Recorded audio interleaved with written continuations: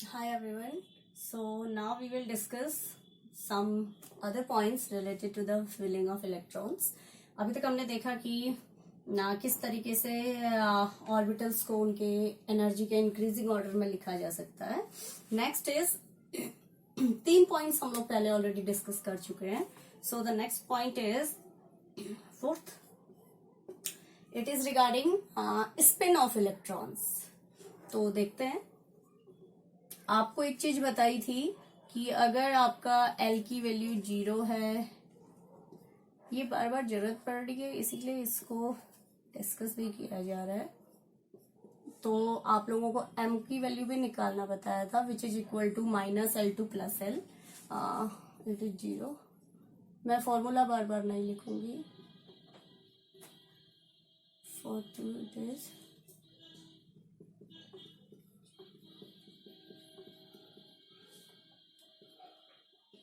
-3 - 2 - 1 0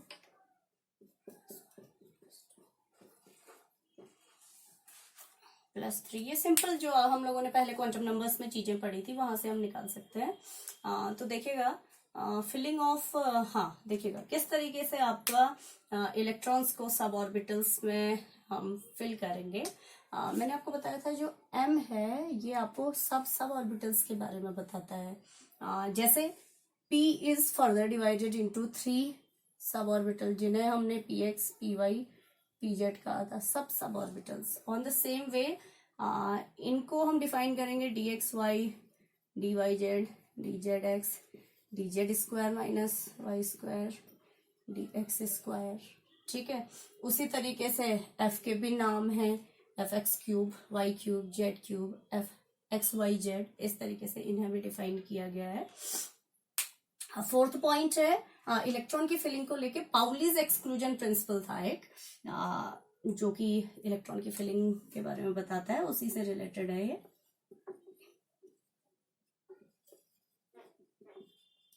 Pauli's exclusion principal.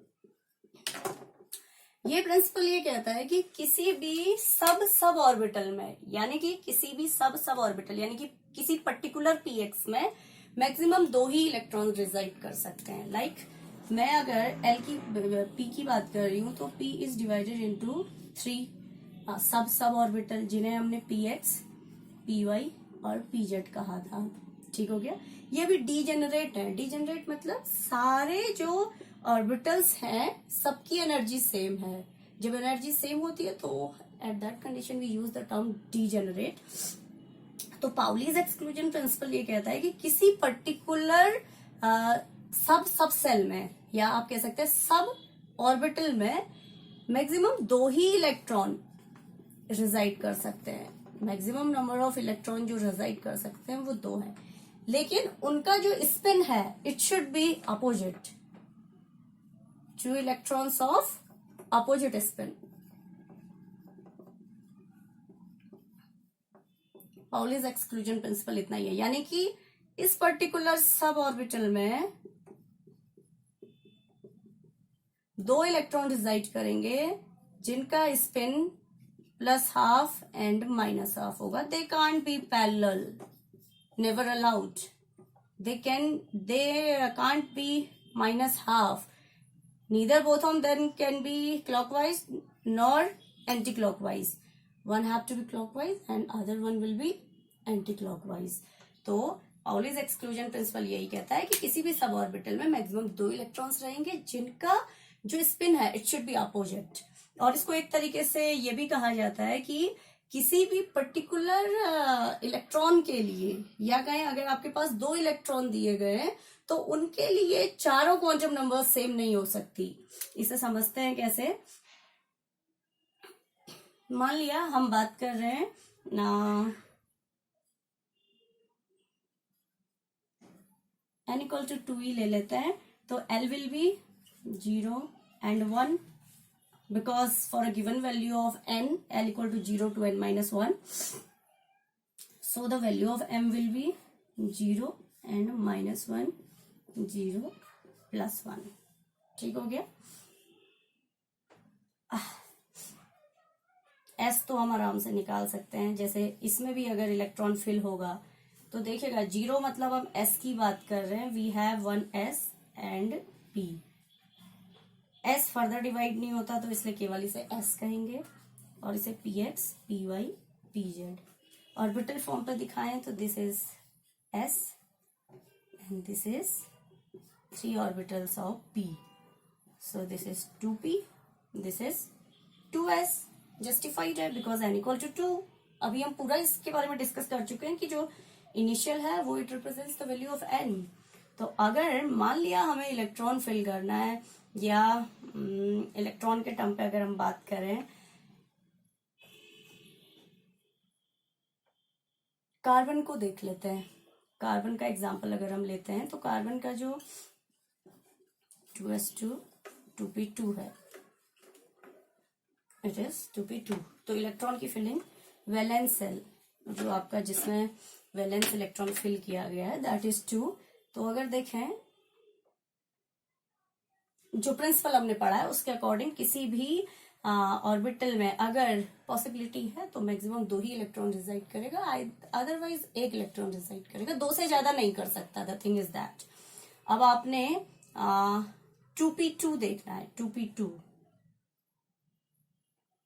तो आप electron की फिलिंग ऐसे करेंगे। तो अगर आप इन दोनों इलेक्ट्रॉन को देखते हैं, ये तो 2p2 का केस है। इसी तरीके से मान लिया कोई एग्जांपल है जिसमें 2p4 आ रहा है, 1 2 3 4, 2p4 आ रहा है। तो अगर हम इस पर्टिकुलर सब ऑर्बिटल की बात करें जिसके लिए -1 0 +1 ये ऑलरेडी हाँ यहाँ पे डिफाइन किया हुआ है। तो अगर हम इन दोनों की भी बात करें ना, मान लिया n इक्वल टू 2 ही गिवन है, l इक्वल टू आपका 1 होगा 100%, तभी आपका p की 3 वैल्यू आई हुई है। तो देखिएगा m क्या हो सकता है, m कैन बी -1 0 +1। अगर हम -1 की बात करें इन दोनों इलेक्ट्रॉन्स के लिए देखिएगा n की वैल्यू 2 होगी दोनों इलेक्ट्रॉन के लिए, l की वैल्यू 1 होगी दोनों के लिए। m की वैल्यू देखिएगा इस पर्टिकुलर अगर सब ऑर्बिटल की बात करें तो दोनों के लिए m की वैल्यू -1 है, दोनों के लिए -1 है। लेकिन s की बात करें तो दोनों के लिए, इस इलेक्ट्रॉन के लिए अगर s +½ है तो दूसरे इलेक्ट्रॉन के लिए इट इज -½ तो पाउलीज एक्सक्लूजन प्रिंसिपल को हम इस तरीके से भी डिफाइन कर सकते हैं कि किसी पर्टिकुलर सब ऑर्बिटल में अगर 2 इलेक्ट्रॉन फिल किए गए हैं तो उन दोनों इलेक्ट्रॉन के लिए भी चारों क्वांटम नंबर सेम नहीं हो सकती, एटलीस्ट एक क्वांटम नंबर आपका डिफरेंट होगी which will be spin quantum number, क्योंकि और किसी बेसिस पे आप डिफरेंस नहीं कर सकते। अगर n equal to 2 second shell की बात हो रही है तो n इस पर्टिकुलर इलेक्ट्रॉन के लिए भी 2 आएगा और इसके लिए भी 2 ही आएगा, और l की वैल्यू 1 है, p की बात कर रहे हैं, p के ही तो ये पार्ट है, तो l की वैल्यू दोनों इलेक्ट्रॉन के लिए 1 होगी। m को अगर हम देखें इस पर्टिकुलर अगर सब ऑर्बिटल की बात हो रही है m इक्वल टू -1, दोनों इलेक्ट्रॉन्स के लिए m इक्वल टू -1 है। लेकिन जहां पे हम s डिफाइन कर रहे होंगे, स्पिन क्वांटम नंबर डिफाइन कर रहे होंगे, तो जिसका मैंने पहले भी डिस्कस किया है अपवर्ड जिसका डायरेक्शन है दैट इज +½ क्लॉकवाइज को इंडिकेट करता है, और जिसका डाउनवर्ड डायरेक्शन है इट इंडिकेट्स एंटी क्लॉकवाइज। तो यही पाउलीज एक्सक्लूजन प्रिंसिपल है कि मैक्सिमम 2 इलेक्ट्रॉन आ सकते हैं और दोनों का स्पिन अपोजिट होना चाहिए। या आप कह सकते हैं कि किसी भी पर्टिकुलर सब ऑर्बिटल में 2 इलेक्ट्रॉन्स के लिए चारों क्वांटम नंबर कभी भी सेम नहीं होंगी, एटलीस्ट आपका एक क्वांटम नंबर जरूर वेरी कर रहा होगा which is definitely spin quantum number है। तो ये आपका पाउलीज एक्सक्लूजन प्रिंसिपल है, इससे भी हमें इलेक्ट्रॉन को फिल करने में हेल्प होगी। जो हम आगे इलेक्ट्रॉनिक कॉन्फ़िगरेशन देखने वाले हैं उसके लिए ये चीजें पता होना बहुत जरूरी है। नेक्स्ट पॉइंट इज कि किस तरीके से आप नोटेशन फॉर्म पे कॉन्फ़िगरेशन को लिखेंगे। देखिए इतना तो मैंने बता दिया है, like it will be written as NLX। Simple है, बहुत जगह हम लोग ऑलरेडी देख चुके हैं। लाइक इसको ऐसे कर लो 3p2, समझने के लिए एग्जांपल है, या आप कह दो 3d5। यहाँ पे जो n है it represents the shell number, principal quantum number.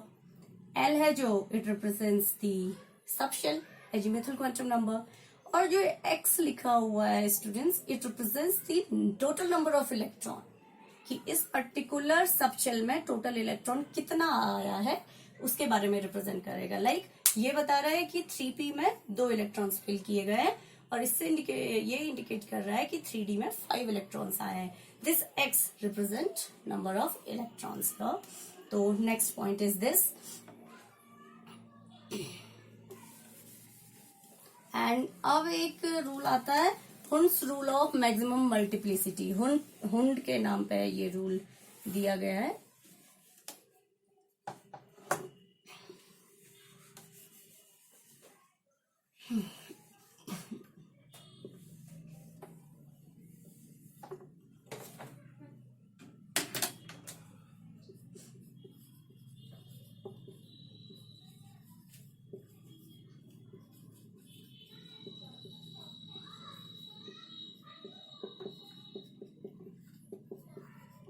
अब जो दो प्रिंसिपल्स हम पढ़ चुके हैं ऑलरेडी, लाइक वो प्रिंसिपल हमने पढ़ा, पाउलीज एक्सक्लूजन प्रिंसिपल पढ़ा, उससे हमें कहीं ना कहीं ये पता है कि किस फॉर्म पे, किस ऑर्डर पे आपने इलेक्ट्रॉन्स को फिल करना है, या आपको ये पता है कि किसी सब ऑर्बिटल में मैक्सिमम कितने इलेक्ट्रॉन आ सकते हैं।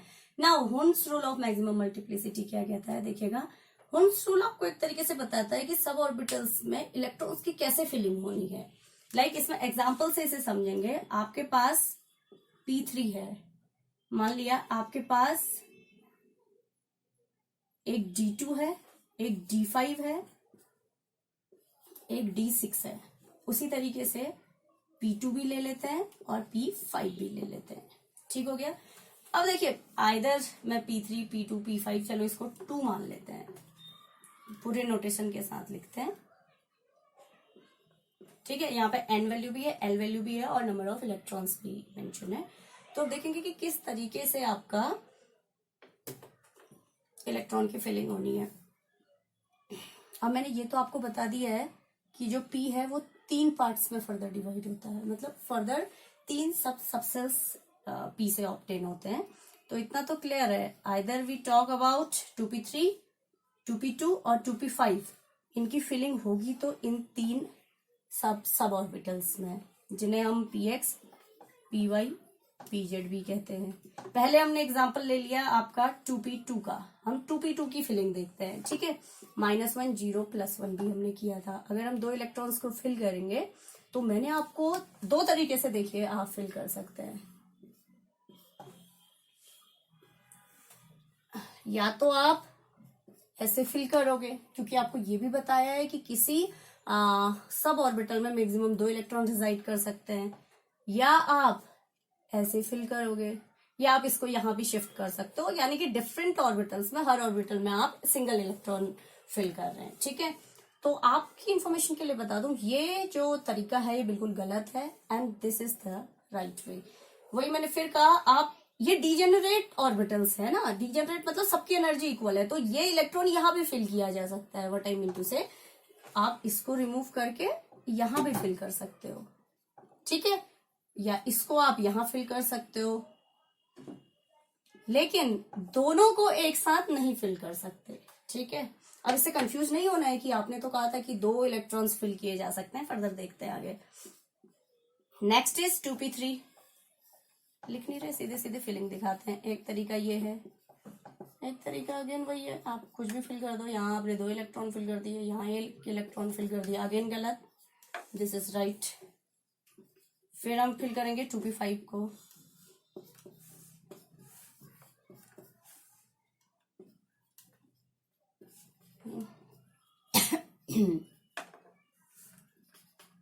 ये तो आप कैसे भी फिल करें, मुझे लग रहा है सेम ही कॉन्फ़िगरेशन आना है, ये दोनों सेम ही है एक तरीके से। तो देखिएगा, हुंड्स रूल क्या कहता है, देखिए, इस रूल के अकॉर्डिंग सबसे पहले जो भी ऑर्बिटल है वो हमेशा हाफ फिल्ड कॉन्फ़िगरेशन की ओर जाना चाहेगा, या फुली फिल्ड। अगर गुंजाइश है तो वो फुली फिल्ड कॉन्फ़िगरेशन गेन करने की कोशिश करेगा, या उसमें इलेक्ट्रॉन डिस्ट्रीब्यूशन ऐसे होना चाहिए कि वो हाफ फिल्ड कॉन्फ़िगरेशन को गेन कर सके। देखिए, जैसे 2p2 को मैंने दोनों एग्जांपल्स में लिखा है, इसमें अगर आपको दिख रहा होगा तो मैंने दोनों इलेक्ट्रॉन एक ही ऑर्बिटल में डाल दिए, जबकि हमारे पास 2 और ऑर्बिटल्स अवेलेबल थे। और यहाँ पे मैंने क्या किया है कि px और py में, या कहिए px और pz में, दोनों में मैंने एक एक इलेक्ट्रॉन डाला है। उसी तरीके से 2p3 को अगर हम देखेंगे तो 2p3 को देखिएगा, यहाँ पे मैंने 3 इलेक्ट्रॉन्स को ऐसे फिल किया, एक में 2 इलेक्ट्रॉन फिल कर दिए और एक में 1 इलेक्ट्रॉन फिल कर दिया। ये बिल्कुल ही गलत तरीका है। और दूसरे में मैंने हर एक सब ऑर्बिटल में पहले एक एक इलेक्ट्रॉन फिल किया, अगर जरूरत होती तो फिर मैं पेयरिंग करना शुरू करूंगी। तो ये रूल यही कहता है कि तब तक आप सब ऑर्बिटल्स में पेयरिंग नहीं करेंगे जब तक कि हर एक ऑर्बिटल सिंगली ऑक्यूपाई नहीं हो जाता। जैसे आपने यहाँ देखा, यहाँ पे मैंने सिंगली ऑक्यूपाई करने की बजाय इसे पेयरिंग करना शुरू कर दिया, लेकिन रूल कहता है पेयरिंग तभी पॉसिबल है जब सारे ऑर्बिटल्स एटलीस्ट सिंगली ऑक्यूपाइड हो। तो यहाँ पे देखिए, यहाँ पे गुंजाइश नहीं थी सारे ऑर्बिटल्स के सिंगली ऑक्यूपाई होने की, तो इट डजंट मीन कि आप उसको पेयर्ड कर देंगे। पेयर भी नहीं हो सकता है यहाँ पे, तो आपने सिंगल ऑक्यूपाई करना पड़ेगा। अब देखिए 2p5 का केस हमने देखा, तो 2p5 भी अगर आपने देखा होगा, मैंने फिल करते समय ऐसे फिल किया। पहले मैंने सारे तीनों ऑर्बिटल्स को सिंगली ऑक्यूपाइड किया, 3 इलेक्ट्रॉन फिल हो चुके हैं, फिर 2 की गुंजाइश थी, फिर मैंने दूसरा इलेक्ट्रॉन अपोजिट स्पिन के साथ फिल करना शुरू किया, जो कि पाउलीज एक्सक्लूजन प्रिंसिपल कहता है। अगर मैं इसको इस तरीके से फिल कर देती 1 2 3 4 5, ये बिल्कुल गलत होता, दोनों का एक डायरेक्शन नहीं हो सकती। ऑन द सेम वे हम डी को भी देख लेते हैं। इसी तरीके से अब हम डी ऑर्बिटल में भी इलेक्ट्रॉन की फिलिंग देख लेंगे। ये समझ आ गया होगा आई होप। तो कभी भी आपने डायरेक्ट पेयरिंग करने की कोशिश नहीं करनी है, पहले आप हर एक ऑर्बिटल को सिंगली ऑक्यूपाई करेंगे, और अगर गुंजाइश है कि आप ऑर्बिटल को हाफ फिल कर सकते हैं, हाफ फिल कॉन्फ़िगरेशन जो ऑर्बिटल है उसे स्टेबिलिटी, एक्स्ट्रा स्टेबिलिटी प्रोवाइड करता है, तो दैट्स वाई हमेशा ऑर्बिटल्स आइदर हाफ फिल्ड या फुली फिल्ड की ओर जाएंगे, रादर देन इट कि आप उनकी डायरेक्ट पेयरिंग करने लगे। तो अब देखते हैं 3d2, डी के 5 ऑर्बिटल्स होते हैं, m वैल्यू से आप निकाल लेंगे इजीली, ठीक है। तो आपने 3d2 रिप्रेजेंट करना है, d5 करना है और d6 करना है। हम सही और गलत दोनों फॉर्म पे दिखाएंगे इसे, ठीक है। देखिए 2 इलेक्ट्रॉन फिल करने हैं, आप कहीं भी कर दीजिए। एक तरीका ये है जो बिल्कुल गलत है, आपको ऑलरेडी बताया है कि पहली प्रायोरिटी है हाफ फिल्ड कॉन्फ़िगरेशन को गेन करने की, लेकिन जो हम कर रहे हैं यहाँ पे पेयरिंग, उससे कभी भी ये पॉसिबल नहीं है, ठीक है। तो हमेशा हर एक ऑर्बिटल की पहले रिक्वायरमेंट है कि कम से कम एक एक इलेक्ट्रॉन सबके पास हो। You can't go for pairing directly ना।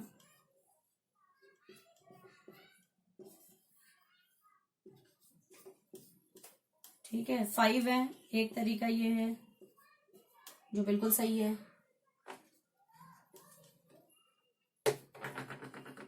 दूसरा है आप कुछ भी फिल कर दो, 1 2 3 4 5, अगेन रॉन्ग, क्योंकि अभी आपको बताया है कि ऐसा पॉसिबल नहीं है। इसमें ही एक और तरीका है जो रॉन्ग हो सकता है, 1 2 3, आप दोनों ऐसे फिल कर रहे हैं, देखिए, या इसको हटा दो, ऐसे फिल कर रहे हो, ये भी रॉन्ग है। जब तक हाफ फिल नहीं हो सकता कोई भी पेयरिंग नहीं होगी। और पाउलीज एक्सक्लूजन प्रिंसिपल कहता है कि दोनों का जो स्पिन है वो तो सेम कभी हो ही नहीं सकता। तो ये भी गलत है, ये भी गलत है, केवल ये सही है। तो आपने हमेशा कोशिश करनी है पहले सिंगली ऑक्यूपाइड आपके ऑर्बिटल्स हो, उसके बाद ही डबलिंग हो। तो d6 है, देखिएगा, जैसे d6 जो है उसमें पहला तरीका तो यही है कि पहले आप सारे ऑर्बिटल्स को हाफ फिल करेंगे, 1 2 3 4 5, एक की और गुंजाइश है तो फिर पेयरिंग स्टार्ट होगी। और इसके जो रॉन्ग तरीके हैं, रॉन्ग तो फिर आपको पता है कई तरीके हो सकते हैं, एक तरीका उसमें से यही बता देते हैं जो बिल्कुल गलत है। एक है आप सबका एक ही डायरेक्शन दिखा दीजिए, ये भी गलत है। तो ये आपका गलत कॉन्फ़िगरेशन है और ये आपका सही तरीके से फिलिंग है। तो होन्स रूल यही कहता है कि जब तक आपका ऑर्बिटल सिंगली ऑक्यूपाई नहीं हो जाते तब तक आप उसकी पेयरिंग नहीं कर सकते हैं। और इसमें एक और चीज है कि हमेशा हाफ फिल्ड, जैसे ये हाफ फिल्ड है, हाफ फिल्ड का मतलब क्या है, हर एक ऑर्बिटल, डी में 5 ऑर्बिटल होते हैं और देखिए डी के सारे 5 ऑर्बिटल्स हाफ फिल्ड हैं। उसी तरीके से पी में देखिए, पी के पास 3 ऑर्बिटल होते हैं और तीनों ऑर्बिटल हाफ फिल्ड हैं। तो हमेशा हाफ फिल्ड और फुली फिल्ड कॉन्फ़िगरेशन आपका स्टेबिलिटी की ओर को कंट्रीब्यूट करता है। इसी तरीके से अगर P6 होता, समझ लो P6 फिल करने का क्या तरीका है, 1 2 3, पाउली कहता है कि 2 इलेक्ट्रॉन मैक्सिमम हो सकते हैं, तो आप इसको 4 5 6 कर दीजिए। तो हमेशा हाफ फिल्ड और fully filled configuration extra stability को कंट्रीब्यूट करते हैं। उसी तरीके से अगर D10 होता तो ये भी आपका स्टेबिलिटी को इंडिकेट करेगा। सो ये सारे पॉइंट्स हैं जिसमें से 3 हम पहले डिस्कस कर चुके हैं।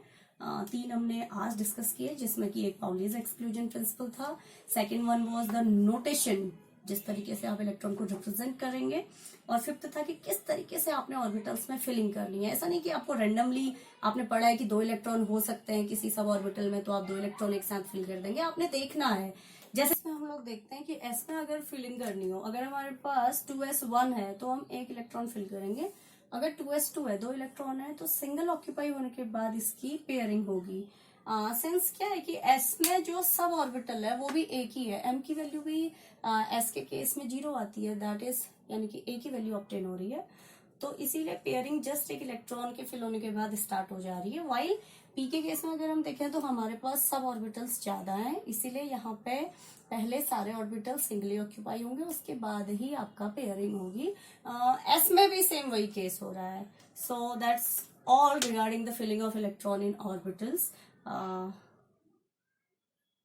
कुछ बहुत हेल्प मिली होगी, कुछ समझ आया होगा, कुछ डाउट हो तो आप कमेंट सेक्शन में पूछिए। And this is all for today. Thank you.